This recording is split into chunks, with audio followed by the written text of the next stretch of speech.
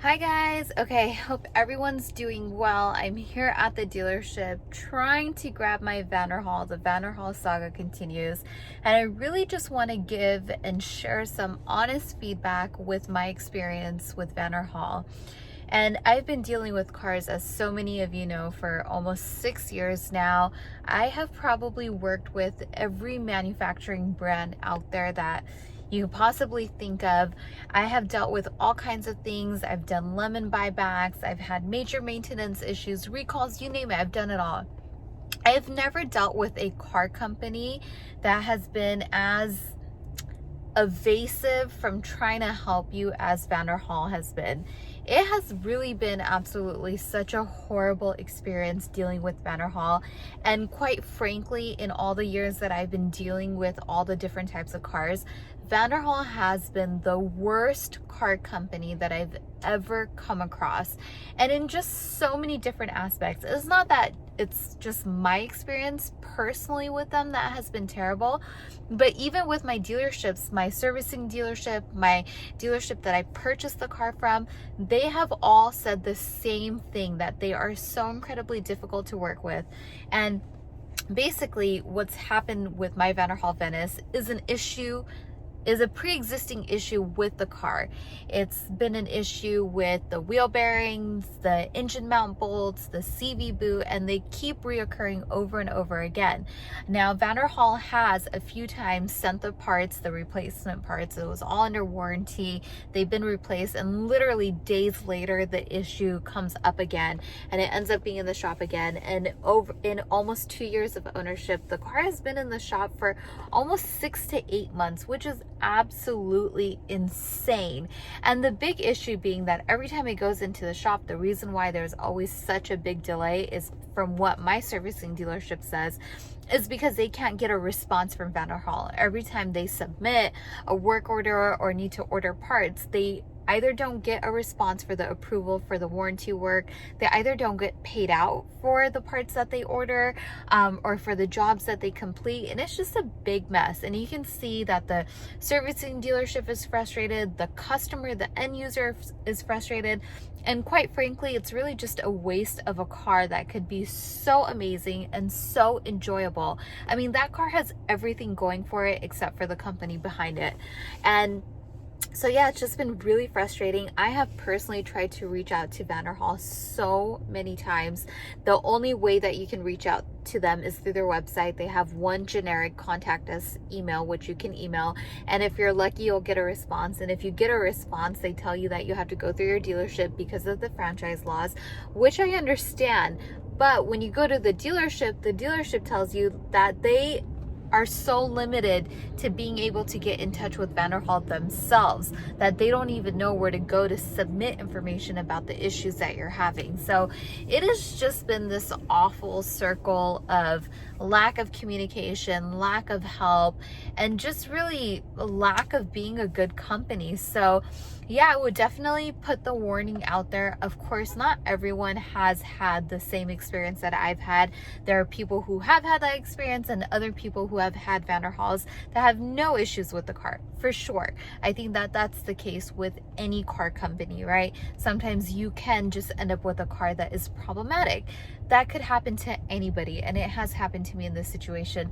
But the way that the company goes about handling it is what makes all the difference. And this has just left such a bad taste in my mouth that I would not refer anyone to Buy A Vanderhall, because it's just, what if you are that person that gets stuck with that car? And what makes the situation even worse is that I have referred so many people, and people that I know that have gone out and purchased these cars, probably at least a dozen people. So for this to kind of be the outcome is really a bummer. I mean, we've had really dumb issues like they couldn't package the part right every time they shipped it. And so in the shipping process, the part would show up to the dealership broken. And I know that firsthand because my dealership, who I've bought a lot of cars from, they knew that I was frustrated that this is taking so long. So they would literally call me, hey, your part is here. If you want to come and see us open it so you can verify, you know, the quality of the part that we're receiving because of the delays that are occurring, you're more than welcome to. I came to this dealership 3 times, and it wasn't until Vanderhall sent the 3rd part that it was finally packaged decently to where it didn't break in the shipping process. So it's like little things like that is how you can tell it's a newer car company and they just don't quite have their processes down. So it's a huge disappointment. I wish that this was not the experience. And what's happening now is basically the reoccurring issue has happened again on the Vanderhall with the wheel bearing and the CV boot. And my dealership literally cannot get communication back from Vanderhall to get them to approve the warranty work. And it's taking so long that I just am fed up and basically told my dealership that just do the repairs. I'm just gonna pay for it because, you know, I can't just have my car sit in the shop. It just doesn't make any sense. So that's $1,500 out of my pocket to get these repairs done with no help from Vanderhall. And that's just where we're at. And the conversation that I'm having with my dealership today is, well, what happens if a few days later this issue occurs again? Where do we go from there? So, that's kind of what I'm facing. I think I'm going to try to sell this Vanderhall because I'm just tired of dealing with it. So yeah, just my experience and feedback on purchasing a Vanderhall and how it's gone so far. So hopefully that gives you guys some insight if you're looking into that car. But yeah, and if you've had a Vanderhall, please let me know what your experience has been. I would love to hear from some of you out there that have this car. All right, you guys, I will keep you posted. Hopefully one of these days soon, I'll be able to grab my car out of the shop. All right, guys, take care. Okay, you guys, just left my dealership and some more disappointing news. No surprise here with the Vanderhall.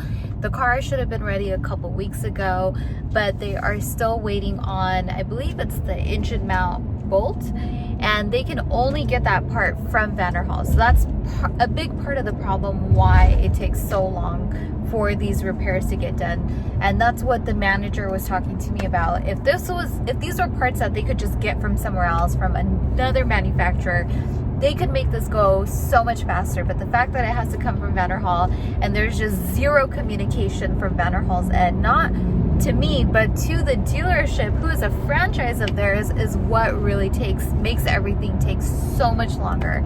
And just the frustration that's in the voices of the manager and my service guy who's at the dealership, you can just tell that all around they all think that this is such a crappy brand in the way that they handle things, and that's what makes it so frustrating. By the way, I was just at the dealership and I noticed another Vanderhall that's in for service is black with yellow stripes.